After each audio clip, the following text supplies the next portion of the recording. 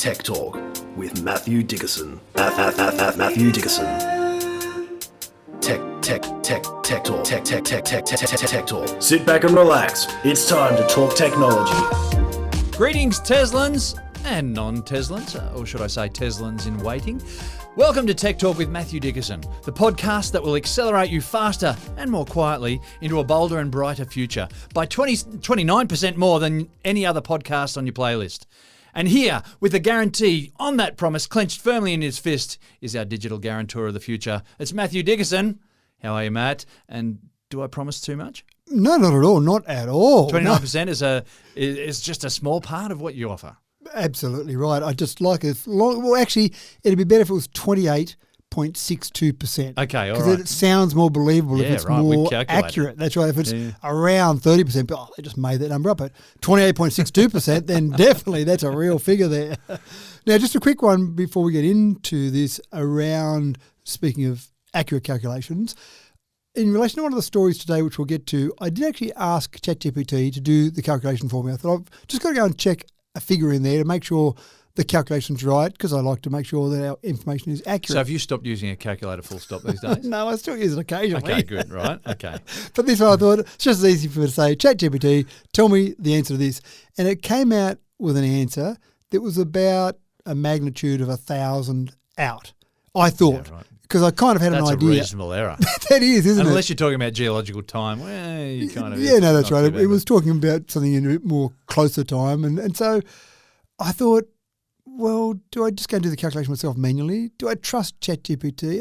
And I actually said, are you sure, ChatGPT? I don't know what to call it, but I just say, are you sure that's the right answer? It seems too large to me. The figure seemed wrong. But maybe it was, maybe I had Look, I'm wrong. telling students all the time. A calculator is just a little black box that spits out numbers that you ask it for, right? But if you don't press the right numbers, it's going to give you the wrong number. You've always got to ask the question, does that number seem right? Well, you would pass my test. Oh, thank you. There you go. I feel so proud of myself now. That's made my day. So it came back and said, I apologise. You are correct. Let me do that calculation again. Apologise to me. With cap in hand. But let's do the calculation again. And it went through the calculation again. And it was an order of magnitude of about 1,000 different the second time around. Yeah, right. But I don't quite get how. And I did ask how. Yeah. How did you make that error? And then it just went through and did the calculation again for me. So it showed me what it did. But I don't understand that first part. Showed you how it pressed the wrong button on the calculator. It didn't show me that. It just said, here's the calculation. I've told you again already. Yeah. Get off my case. But how? How did it do that? How did it get something so wrong? It was a formula. It was a fairly simple formula. It had the numbers that I asked for in there. It knows the rest of the information, and it did that. And somewhere along that process, it went, whoops, I'll chuck in an extra 10 to the power 3. Sorry about that. But it didn't recognise that itself. It just had it a bit wrong there. So that's really intriguing. And if we start trusting ChatGPT too much and we get answers out and we say, oh, well, there we go, that's correct. That's fact. Then you hope it is factual. You hope it's not Billy on Facebook saying it, a bit more accurate than that, but maybe it's not. So you still have to ask that question. So what you're teaching your kids is spot on. Does that make sense? Yeah, and look, does that destroy my complete faith in AI? You had no faith in ChatGPT anyway, so if it's been destroyed... I actually feel really good about that story. Thank you, Matt, for that gift for today. No problems. All right, today we've got another 9 sensational stories to get you one step, or at least one up on the Joneses. Today we're bringing back the hydrofoil, that classic harbour joyride of the 60s, 70s and 80s. Voyager 1 has been racing through deep space for almost 50 years, so no wonder it's due for a software update. And we're going to see if there's anyone still alive that still speaks Voyager 1 language. And the makers of the Ford Mustang are trying to keep the legend alive, so they're moving with the times. We'll see what's that's going to mean for the rev heads of 2035. But enough jibber jabber and babble and chatter. Let's get stuck into our first story for today. Are you tired of being cooped up with poultry problems? Well, with major supermarkets stepping away from caged eggs, the price of a carton is set to launch through the roof. Well, there's a new startup and it's called Coop. That's a nice name for anything to do with chickens, I guess. And it's hatching solutions with a side of technology. Let's unscramble the details, shall we, Matt?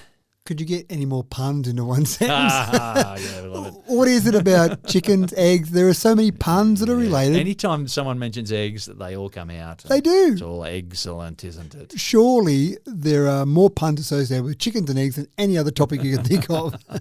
So there's a bit of an issue. In America, for example, the average American consumes 300 eggs a year. And that's in not just fried eggs, that's in cakes and other things It's that might be almost made. an egg a day. Almost an egg a day. That's a lot. When you multiply Yeah. that by the number of Americans, that's a lot of eggs. Yeah. And it's sometimes getting a bit too expensive for eggs. So people are going to the next alternative, which is keep some chickens in their backyard. Well, and this is the thing. As a recent thing, one of the major supermarkets here in Australia has just said that we're not going to do caged eggs anymore. We're only going to do free range. So they're going to be buying up all the free ranged eggs. So those supplies have only got limited supplies. Next thing we know, the price of eggs goes through the roof. That's right. So that will be a problem. And I remember when I was a kid, we had some chooks in our backyard. Can't remember how many, but there weren't that many. But every now and again, when I'd go out and collect the eggs, like a good son that I was, I'd go out there and I'd say, I'm sure we had more chickens yesterday, Mum. We seem to have fewer chickens and some feathers out there in the chicken coop. Fewer chickens, but yet still the same amount of feathers. That's right. And that would mean that a fox probably had come along, maybe a dog, but someone had a little feast on our chickens. So this particular company, this startup called Coop, they're focusing on Just Coop, not Co-op. Well, I did look at that, and if there was a hyphen in the middle, I'd go with Co-op. Yeah. But makes sense. But Coop, I'm happy with Coop. COOP for listeners in case they're interested. So they're focused on making it easy for people to have some chickens in their backyard. So I love the concept. What people do, or what this company does, is they have a little chicken house and then a little wire fence around Just that. like the sea monkeys you used to get in the back of comics, like you'd order the sea monkeys and they'd send you the kit. I'm not sure if the kit was quite as big as this. Okay. This All right, is a bigger kit. Right, okay. This is for real life-size chickens, but it's also got some cameras built in. Oh, It's wow. got some audio built in. So it does a few things. Yeah, First thing it does, security and stuff. it's got 7 million images of different animals in its database and different sounds. If it sees an animal coming around it with its camera, it can identify whether that seems to be a predator or not. Oh, wow. This is bad, so you get an alert on your phone to say, go out and check on your chickens because it looks like a friendly fox, hawk maybe, snake, something is about to go out there and feast on your chickens. You don't want that to happen. So that's the first thing. It actually also listens for the chicken noise. Chickens don't make a lot of different noises, but they've got a few different noises. That's right. They've got one squawk that seems to be there's an attack from the air, so maybe a hawk's coming. Have we talked about this before? I've had a recent conversation about this. Really? About chickens, and they've got about 3 different sentences. Yeah, look, I don't think I've talked about you. And one is there's something coming from above. Yep. One, there's something coming from the ground. That's right, there's a different squawk for that. And was there another one for, look, I think I found some food. Well, I thought the third one might have been, oh my gosh, that hurt. I just laid an egg. So this has been trained to listen to those different sounds from a chicken and identify the ones that might be danger or, hey, I've had an egg. You can come out and collect an egg and there's your breakfast. So it actually detects in this little device when an egg has been laid, either by noise or by the fact that there is now an egg in there. Again, cameras it's using for that. It's got certain foods that it can feed to make sure it's monitoring the health of your chickens. It's got a little compost tray so you can actually add to your compost in your garden. Basically, the whole thing is designed to use technology to deliver to you an easy way to keep chickens in your backyard. So I thought that was a really good way of combining farming, it's a little tiny bit of farming, but a farming process with some technology. Now, it's about $2,000. That's American dollars, only available in America at the moment. You pay a subscription fee of $20 a month, and that kind of makes sense because it's still monitoring and doing things for you. But gee, you could get a fair few eggs and you'd be a fair way in front if you had a few people in the family, in the household, eating eggs and a few chickens there. I think it wouldn't take that long to get your money back, but it sounds like a really good Sounds like a really good idea, and it's unfortunate you can't get it in Australia, but I reckon if enough people contact them and say, hey, what's going on, maybe we can get some franchises set up here in Australia as well. Either that or someone will just steal the idea and Steal start. the idea and do it better. That's right, maybe that's right.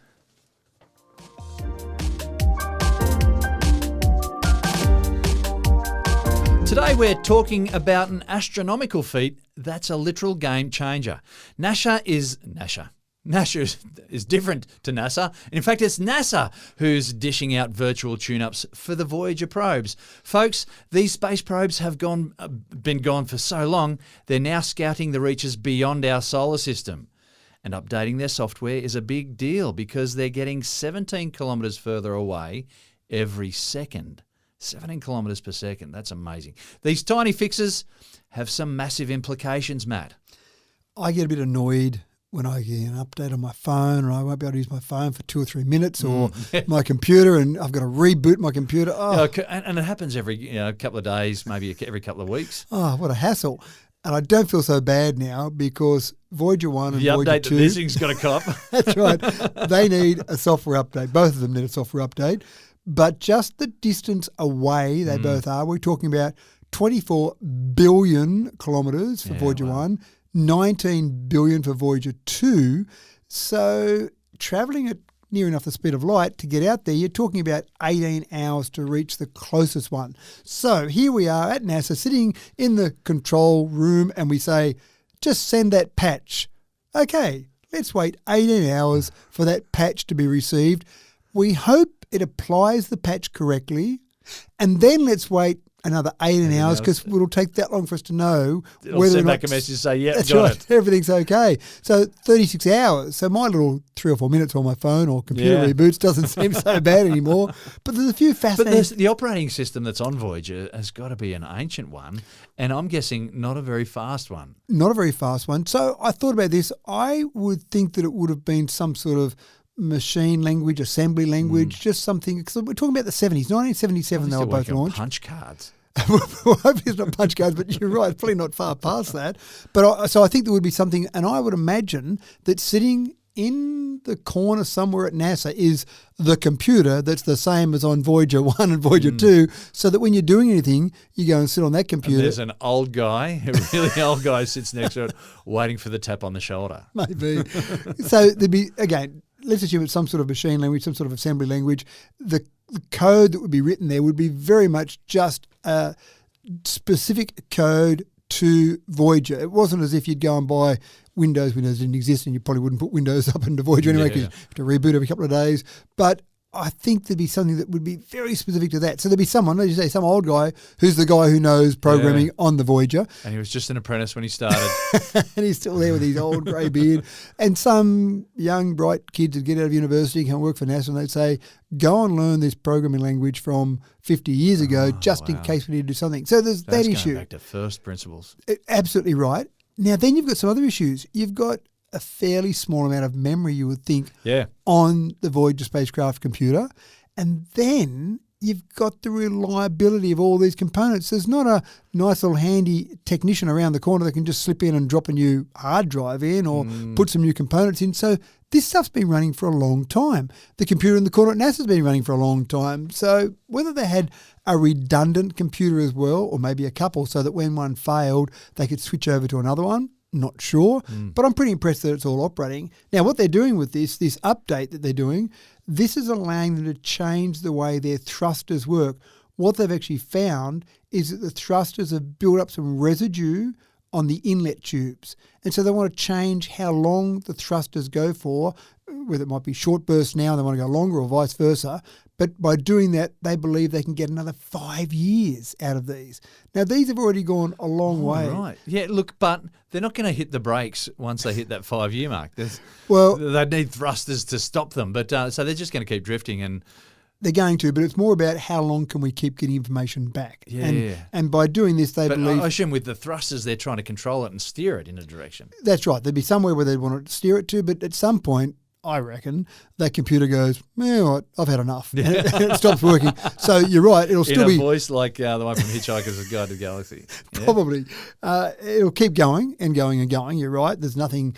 Newton's law says it'll just keep travelling until an external unbalanced force acts on it. But it goes along there. But at some stage, I think it'll stop giving us back information. It'll just go, they won't get some information for a period of time. It won't have the strength to be able to send something back that will reach us with enough intensity for us to be able to read. But maybe it just finally fails. Maybe computer on there finally goes, you know what, I've had enough, and just conks out. Is that a technical term?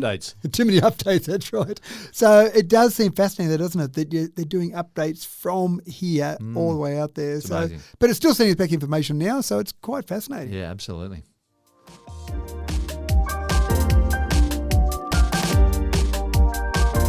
Gear up, you lot. Today we're revving into a tale where tech-savvy meets old school. Now imagine this, navigating through the wild with a paper map in one hand and the steering wheel of an electric vehicle in the other. That's the Rebelle rally for you. Now I would have said Rebel, but I think it's Rebelle rally. And Matt, I can hear off in the distance a synthesised version of that tune from the General Lee's car horn that used to be in the Dukes of Hazzard. What do you reckon? Yes.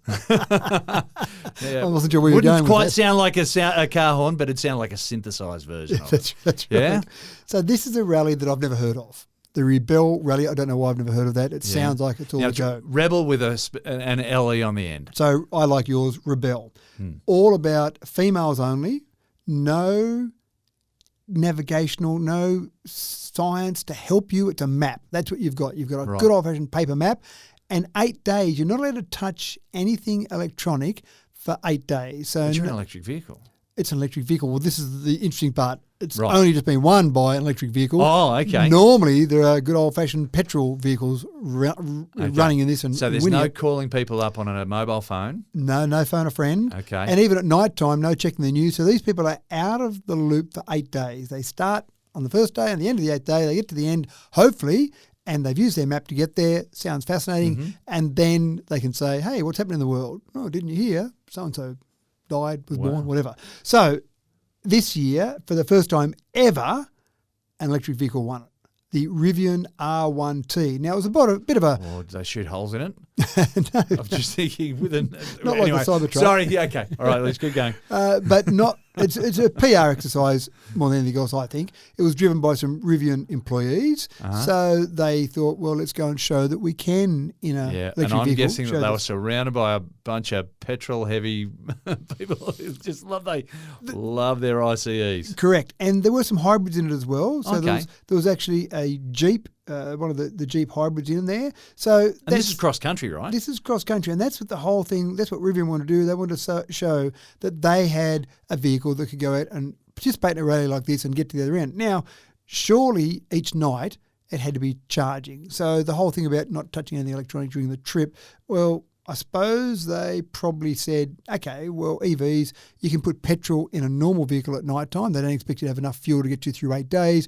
So it seems fair you could put some electricity in there each night. So that Yeah. seemed to be okay. But each day, that was it. Off they went, and they all drove, and the Rivian won. So I think the good part about this is that it shows that EVs can compete. And when you start to get to the point where you'll have the Bathurst 1000, you'll have different races around the world, Le Mans, whatever. Le Mans refueling, going for 24 hours might be a bit of a tricky one. But when you've got some of these major races and you can have EVs competing against good old-fashioned ICE imagine that. vehicles, that'll be different. Now, remember years ago when Jimmy Richards, and I'm sure he was driving with Mark Scaife, when they won Bathurst and they got booed. Yes, and he was got booted. Was he driving a BMW, I think? No, I thought it was a Nissan. A Nissan, yeah. Yep, and I thought it was a Nissan four-wheel drive competing against these old Yeah. Neanderthal Holden and Ford V8s. They still Yeah. probably had push And it was rods. shortly after that they just went forward and Holden and like kicked out all the others. Because That's they right. just thought they didn't want to have that again. That's right. And Jim wasn't very impressed because he just won Yeah, it's the a Premier tough Sports race. race. Yeah. You know, I yes, very clearly remember that. But I think some of the crowd thought he was cheating because he had a new modern vehicle, four-wheel drive. It had probably overhead cams and 4 valves per cylinder and all that And stuff that it those just- old it was a V8s New didn't have. Zealander and That's yeah, right, that's just right, they're broke into the all mix. the rules because it wasn't a Ford or a Holden. Yeah, that's right. So this is the thing. I think we'll get to the stage where we'll see some traditional races where they'll start entering EVs in them and they'll be blown away. All these gonna ICE be vehicles right. blown away.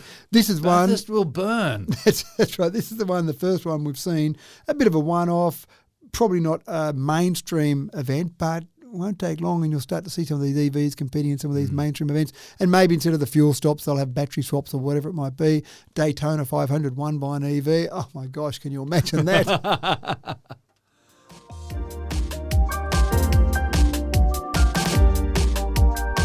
Today, we're diving into how a tablet screen could face the pressure, revolutionising the way we measure blood pressure thanks to AI tech developed in the UK. No cuff required, folks. Matt, this sounds like technological witchcraft. I might have told you the story before, but I remember buying a device that I was going to use to ride my bike with, and you bought the big chest band with it to monitor your heart rate. And I remember Really saying, cumbersome. Yeah, that's right. I remember saying to the salesperson, oh, gee, it'd be good when we can do something with a watch or something a bit less cumbersome. And he said, It'll never happen. never. He did say Did he the say word that? never. He said never. And I went, oh, and That's technology. a dangerous thing to say. It is, isn't it? Very dangerous. But he said, no, it's too hard because you've got that heart rate and you've got the bit of electrical conductivity or electrical activity there around your chest. So you need that. What you need to do is qualify that with it'll never happen given the technology that we're using right now. Or something like that. But that was probably too much for a salesman to say, trying to sell me more stuff. And now, of course, we've got little simple watches. They're not simple, but watches that we wear that do things like heart rate and ECG and all sorts of wonderful things. So how far can we go? Well, we don't really know, but this is quite fascinating. Now, we did talk before once about picking up whether something was a deep fake or a real person on a video by the slight change in blood flow through someone's face. Oh, yeah, I remember that. Yep. Yeah, a deep fake doesn't have that blood flow and a real video should have that blood flow. So scientists are saying, can we use that blood flow on the face to detect other things? Now, there's actually a trial being done at the University of Sydney School of Rural Health in Dubbo. $6.5 million is being used on this research project, and part of that is to look at wound management, remote wound management, so that's the main focus, but they're also trying to do some things to see what they can detect through face, so pictures of the face, things like heart rate through the picture of the face or through a video of the face. That sounds pretty interesting. This is going a step further than that, and this is in the UK looking at just via a camera on your tablet, looking at someone's face, focusing on the face. The camera's good enough quality. It's picking up what they're calling micro blushes. Now, that might be something that happens when I see you and I go, oh, James, good to see you again. I'm a bit excited by this and I micro blush. But a micro blush is when that little bit of blood goes through our face just from our normal heart rate. So they're able to detect from this our heart rate, our respiratory rate, and you'd probably think that's not so complicated because you can probably see a bit more activity when someone's breathing. But then the one that really gets me is blood pressure. Picking up blood pressure from micro blushes on your face. Now, where they're focused on this is, for example, people that are getting a bit old and they want to stay at home. They don't like going to the doctor. They get some home carers every now and again, but they hate all these tests. Oh, I'm okay. Look, putting on a sphygmomanometer Good work. I was waiting for you to roll that one out. is just annoying. Exactly. Yeah. So I I say wouldn't that- expect an elderly person to be able to do that themselves. No, that's right. Once they hit a certain age. It's one of the things I say regularly, actually. But this is the sort of thing, you want people to be able to have easy access to healthcare. So when they say, Mrs. Jones, pick up your tablet and just look at me while I'm doing a remote video conference with you, a remote video medical conference, and just focus there for a few seconds and, oh, look, your heart rate looks like it's improved. Those new medications that we've been giving you seem to be working, or no, it's going the other way. Seeing that and just getting people to look at their health a little bit, look at their health first of all, then you might be able to do something about it, not wait until it's too late. Yeah, right. But isn't that fascinating It that is, you can actually absolutely. see blood pressure from just images, videos of your face? Yeah, Revolutionary. it is.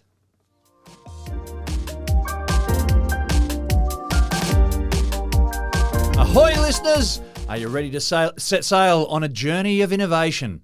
Let's dive into how Sweden's Candela is making waves and cutting energy costs with their electric hydrofoiling boat, the Candela C8. It's not just a boat, it's a flying vessel of change. Matt, it looks like a boat, but it does not sit in the water like a boat when it cruises. Now, you did mention that magic thing that used to be at Sydney Harbour, the old hydrofoil. I never rode on it. I only saw pictures of it, and I thought, one day I'm going to ride on that.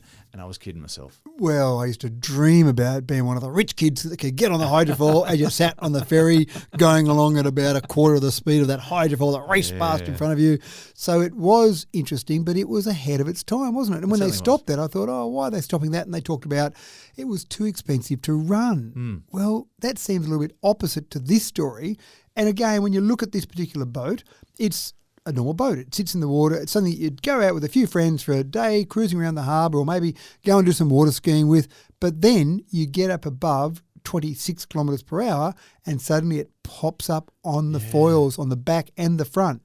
Now, the reason they do this, they say, is because it's so much more efficient. So when we talk about the old Sydney hydrofoil that was too expensive to run, those Sydney ferries are cheaper to run, but it makes sense. You pop up those foils. You don't have as much friction. Oh, you've got all that. It comes back to that magic surface area again. All that surface area of the boat in the water versus just those little foils.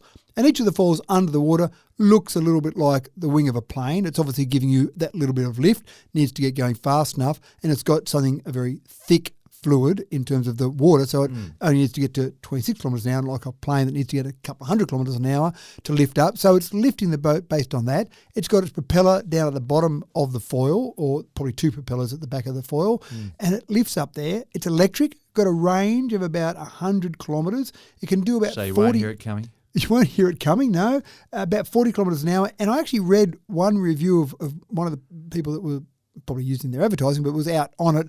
And they did say that it was very quiet. You could hear a bit of wind noise because you're doing 40 kilometres an hour, but you're just out there in the ocean or in the water. Now, the other cool thing is I watched one video when it was going over, not big waves, but it was going over some swells. Right. But it just sat flat. Yeah, because all it needed was enough water, presumably below. Well, I would to say give it a that it's lift. got inertia. So the foil sits at its level in the water, and waves can happen. So they're going to have rapid change, but they don't have enough inertia to change enough the position of the boat in that water column. Compared to a normal boat sitting with its hull on That's top, right, 'cause it's sitting on top. hitting every one of those waves, Yeah. and you can get a bit seasick because you're Yeah, bouncing and this is along those cutting waves. through the water. Yeah. But look, racing yachts have had this technology for a while. That's right. Yeah. And isn't it fascinating? And I love watching those. They're So going you've got along. the whole of these racing design hulls, but the hulls aren't even sitting in the water. That's right, but I love it when they pop up. So you see them in the water and they're going along and not much activity happening, and then suddenly they just get enough speed and pop up, and then holy struth, they absolutely fly. So I love those This is amazing. racing yachts, but applying that technology to other things. Now, how far can we go? And that's the big thing I want to know. They talk about the motorboats across the US, 11 million motorboats of this type of style, if you like. They use about 5.7 billion litres of fuel annually, so that can't be good for the environment either. Not as much as cars, obviously, but this seems like a good thing for the environment. But I really want to know, how far can it go? Because you've got a boat that's just used for a few people having a bit of fun. So then you go to a bit bigger boat and a bit bigger boat. Can we get to a ship? Can we get to something that's a big car container carrier? ship. Imagine that. Imagine foiling on a container ship. But think of the fuel that they're using. Yeah. I feel like you're laughing at me, No, James. but I'm thinking about how much weight you've got to lift up out of the water.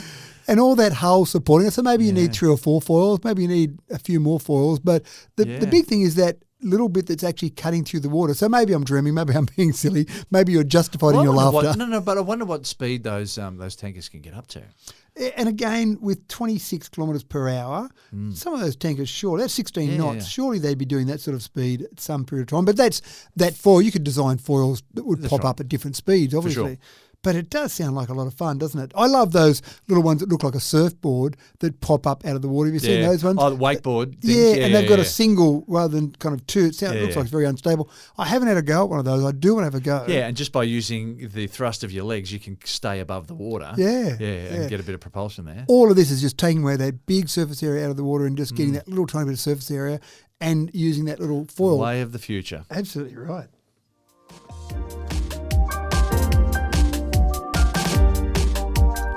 Is Amazon Prime's Air program set to drone on or truly take flight? Matt is going to unpack the tech giant's ambitious plans to deliver 500 million, I'll say that one more time, 500 million parcels annually by air, and get this, folks, in less than an hour. Matt, how is this going to work? See, I was going to say 500 million, but for some reason, 500 million sounds like a bigger number than 500 million. Well, it is 500 million, but still 500 million is a lot. But do you agree? Does 500 million sound like a bigger number? When I hear billion, I go, wow, that's big. Yeah. But when you said 500 million, I went, oh, that's more than I thought it was. I thought it was only 500 million. Well, it's 33% bigger than a third. I don't know. Just numbers, huh? But it's a lot of parcels. It's a lot of parcels, and whichever it's way. quick. Well, and it's a lot of drones, surely. Surely. And it's a lot of fair income drones. Exactly right. Now, I do wonder whether we're creating stuff because we can. When I order stuff on Amazon, I'm okay the next day, maybe the next couple of days. It's very rare for me to order something on Amazon and go, yeah, but I you're need of the it in an hour. generation that isn't instant gratification. Maybe you're right. Yeah? So there are generations now that I saw it, I want it, I have it. Are you saying some 20-year-old saying, an hour? I've got to wait an hour. Can I have ridiculous. it? Can I have it now? So you're right. They've got a whole new bunch of drones that have been designed. The MK30 is their new design. 40% quieter. That's an important thing because people do complain about drone noise. So, there's James getting another parcel delivered and that drone noise, I'm sick of it. Time to go into the shops and buy something. Living next to the Amazon factory. Well, there, but also living next to, maybe my wife who gets deliveries all the time. Gets lots of parcels. That's right. Now, there are some limitations. The package can't be more than 2.3 kilograms. It can't be bigger than a shoebox. So that new flat screen TV, not so much. But lots of parcels, batteries, healthcare products, medications, cosmetics. You can see lots of things being delivered. They've got these being used in 2 US cities at the moment, but they're starting to expand across the world. Italy, the UK, they're even looking at Australia, but not quite yet. So which 2 cities are the ones, do you know? College Station in Texas and Lockford in California. Yeah, right. Well, you put me on the spot there. That's right. Well done. But it's just interesting that they're fairly obscure cities that I have never heard of before. Well, I think they're probably using cities like that rather than Hello Los to our Angeles. listeners in those 2 cities, by the way. Right. Los Angeles, New York, that probably starts to get a bit hard to throw that traffic up in the air. Maybe they don't want to test them in those really big cities. Yeah, okay. Obviously, that will be the plan at some stage. Maybe they're really friendly cities of people who don't like to destroy drones. Maybe they looked at what cities had good concentration of Amazon deliveries and said, we'll go and use that. So there's a few things about this. I do find the 60 minutes interesting, but I take your point that maybe that instant gratification, but that's fascinating. 60 minutes from dawn to dusk and they'll nominate which cities, obviously places where they've got some sort of Amazon warehouse, you would assume, because it's probably not going to go a long distance in that 60 minutes, but that's fascinating for a start. What I do like about it, though, is that at the moment you've got truck rolls, you've got vehicles out there delivering these, and presumably they're getting electric vehicles at some point, but they're still probably petrol vehicles at the moment. Yeah, these are obviously rumble on the road. They make lots of noise. So all of that. Got a problem with noise. Yeah, these are obviously the noise electric you're used to. drones, and it's a different noise, but surely that's going to be more efficient for the environment to deliver them in this way. It does seem inefficient, but obviously they worked out the model because you take a truck, you load up a little truck with your deliveries around the city, around the suburb, and you put lots in there and you go to one place, the next place, the next place in a sequential process. Yeah. But a drone's going to go warehouse to your place. Yeah, that's right. Warehouse to my place. Warehouse to the next place. That seems inefficient, but again, you haven't got a driver. You're not burning fuel. There's not a lot of other extra weight like a big trailer or a big chassis of a truck that you've got to load as well. And the MK30 is something that takes off like a helicopter or a drone and lands like a drone but flies like an aeroplane. So it does actually have wings that they turn and they've got some lift there, so it's not using just the propeller power to keep it above the ground.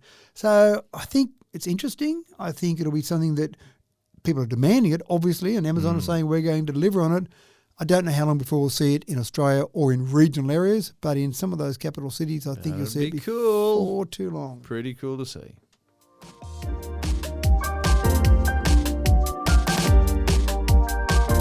Is it time for data centres to break a sweat?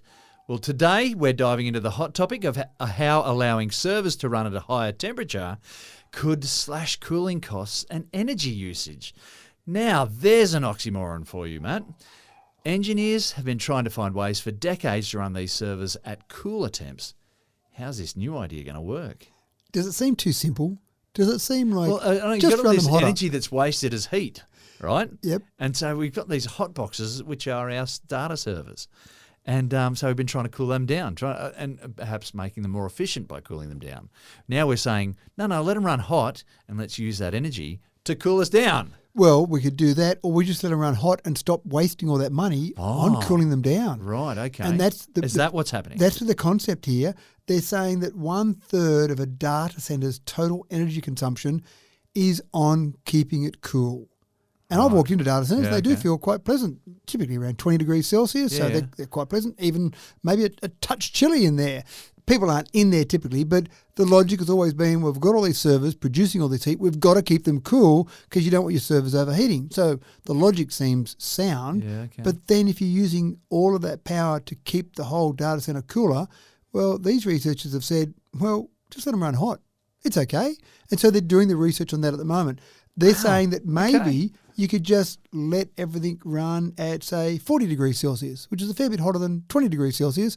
And sure, the servers will run hotter, but the tests they've done so far show that the performance is basically the same. It might degrade slightly, but for all that money you're spending on energy to cool it, that little bit of performance degradation is probably okay-ish. If you could do that, if you could just say, let's keep it at 40 rather than 20 or maybe 25, then the amount of energy used for cooling will be reduced by 56%. So that 1/3 that you're using for that, reduce that 1/3 by half or over half, 56%. So then you just let your data centers run a bit hotter. Now again, and you laugh. You're laughing lots today. No, sorry. I'm just thinking about, I had friends like 20 years ago who were running hoses through their computers, like having silicon hoses with running water from a tap into a sink to help cool down their computers that were running hot. And you can still get that now. You can still buy computers that are water cooled, definitely. Yeah. But to me, it almost seems too simple. You mean no one thought of this before? No one thought to try it? And so normally servers in a data center are cooled by water. There's normally cold water running through, exactly the same as your friend with just one little computer. They'll run cold water through them. Obviously, the water's got to be cooled down to run it through a data center. But no one's actually thought to just let them run hot. So there's more research. I'm going to just relax for a moment because I'm laughing because it just seems so simple. Too simple. Yeah. And so there's got to be a flaw somewhere. Yeah. But maybe it is something where suddenly all these data centers around the world go, we've been getting it wrong. We thought we had to keep them cold. Well, just keeping them at a reasonable temperature. So forget the room temperature. Do you reckon it started off as an accident that someone forgot to turn the cooler on and then realised, oh no, I've wrecked the whole server? And they showed up and went, everything's running all right. Yeah, that's okay. Why don't we just let it run? And the processors do get hot. I mean, there's a fan on a processor. Yeah. If you take that off and put your finger on it, it's pretty hot there. Yeah. Now, I suppose the big thing here is what's the long-term effects? If the speed seems okay, what's the long-term effects of running these servers at higher temperatures? We don't know that yet because we haven't had a long-term to actually do it. But I think that'll be some of the research. But just keep an eye on this because, again, I'm just waiting for someone to come in. Oh, hold on. You didn't think of we should have thought of that. But at this stage, everyone's going, oh, wow, we should have thought of that because that's a big difference in data servers. I wonder if people who are working in office blocks like next door to one of these servers or whatever, whether they'll notice a difference. But maybe. Because that heat is amazing. Anyway.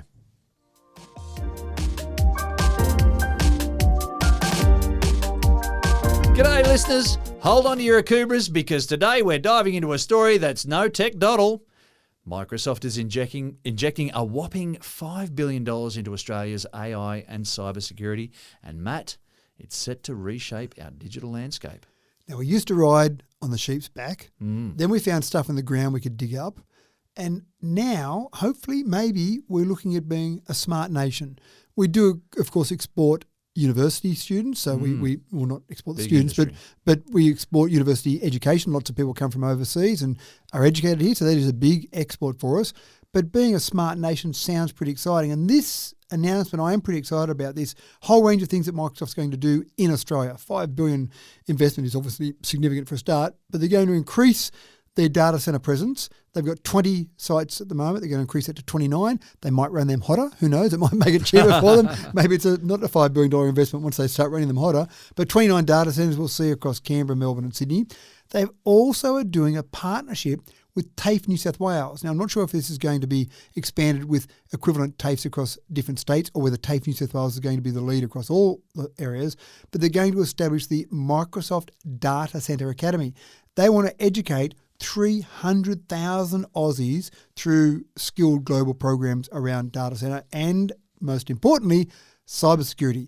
So they're actually working on doing a collaboration with the Australian Signals Directorate, and the Cyber Shield Initiative is what they're working on. And that's incredibly important. We talk about it every week, that there's some other scam, something that we're doing.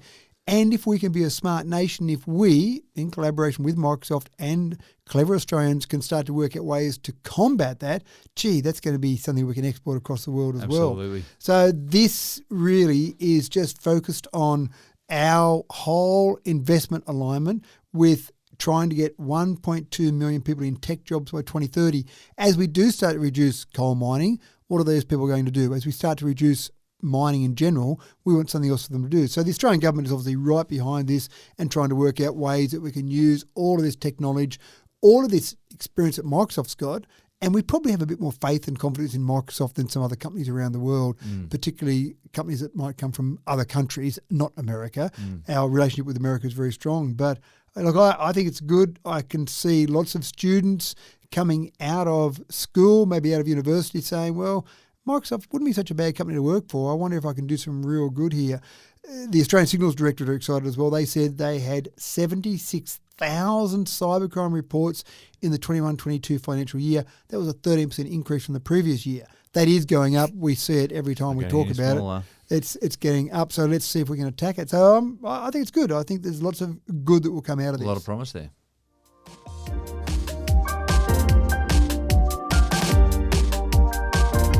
All right, folks, today we're putting the pedal to the metal, but hold on to your jockey wheel. It's not your granddad's Mustang we're talking about. Can this new electric stallion keep the Mustang legend alive and kicking in a marketplace that lives and breathes with a petrol-guzzling, throaty grumble of a V8? What do you reckon, Matt? Mustang's getting a facelift. I reckon that when you start to get to the point where Americans who love their muscle cars are happy to have a muscle car that's an EV, then we've cracked the code. Now, in the Mustangs, the V8, the big snarling V8, was always the one that people wanted. Yeah. They did try some smaller engines in the Mustang, some turbos, some of those things, but people kept going for the V8. They love the sound. Right. They love that raw power of it. And the same is being shown with the Mach-E, the Mustang Mach-E. So there's three different versions. They've got the Select, 198 kilowatts of power, the Premium, 216 kilowatts of power, but 600 kilometres of range. That's not too bad. And the Mach-E GT, 350 kilowatts of power, 490 kilometre range, so a bit lower than the Premium, but you've just got that power. That's the one that everyone's ordering. Yeah. These are going out the door. These are incredibly popular already. And the surveys are showing they're being bought by traditional Mustang owners. Oh, right. So it's not a new EV owner that's coming along and saying, I like those EVs, I don't want a Tesla, I want to get something else that's powerful. Oh, I'll go the Mustang. Yeah. Traditional Mustang owners are saying, I love my V8, but gee, I'm going to get embarrassed when I'm at the lights in my big V8 making all this noise and some little youngster in a Mach-E GT blows me away at the lights. That's the thing. The thing is they're being bought for their power. And that's not something that everyone would associate with EVs, but listeners of ours would absolutely know that this is where we're headed. Now, lots of technology in them as well. They've been made out of, the interior's been made out of recycled materials. They've got a pin pad for secure key-free access. So they've built lots of technology in them. They probably went and bought a Tesla and said to their engineers, just copy that. Who knows? But it is exciting in terms of just getting some more performance, some more EVs out there to really show what these can do. So, yeah, I think it's fantastic. I think the next one... Can you get their horn to play the tune out of the Dukes of Hazzard? Have you watched Dukes of Hazzard recently? It was Steve Austin a week ago. Now it's Dukes of Hazzard. Sorry, interrupted you there. You were going to say... No, that's fine. So I think they're cracking the performance cars. I think that's where people are getting excited. The next big nut for the EV realm to crack, I think, is the family vehicle, the Tarago. We used to have a Toyota Tarago because we had too many kids to fit in a normal car. So the Tarago, the People Mover, those ones I think will be the next one. You don't need to go from 0 to 103 seconds in those, but you need to transport a bunch of people around at an affordable price. Yeah. So I think we'll see a bit of movement in that space, but they'll get people excited first. And the Mach-E GT does get people excited. Okay, folks, it's time to park this podcast in the garage and plug in the charger until next week. At least when we'll return with another fully charged, software-updated version of Tech Talk with Matthew Dickerson. Congratulations, Matt. You got us over the line once again. And I'll do that software update, I guarantee, in less than 18 hours, I promise. That hydrofoil boat has caught my attention this week. Do yourself a favour, folks, and check out the videos online and get yourself into dreaming about your next fishing trip or holiday on the water. Boating in the next decade looks like awesome fun. The other thing is, just a matter of fact about the General Lee's horn, the tune was from Dixie, I believe. But anyway, that's for another time. Thanks for tuning in once again, folks. It's always a pleasure to bring you Tech Talk, and I hope that you pack away your earbuds at the end of each episode with a sense of satisfaction, just a fraction more enlightened than when you hit the play icon before. I'm your host, James Eddy, and we'll catch you again in another week's time with a specially handcrafted edition of Tech Talk with Matthew Dickerson. In the meantime, take care and we'll see you soon.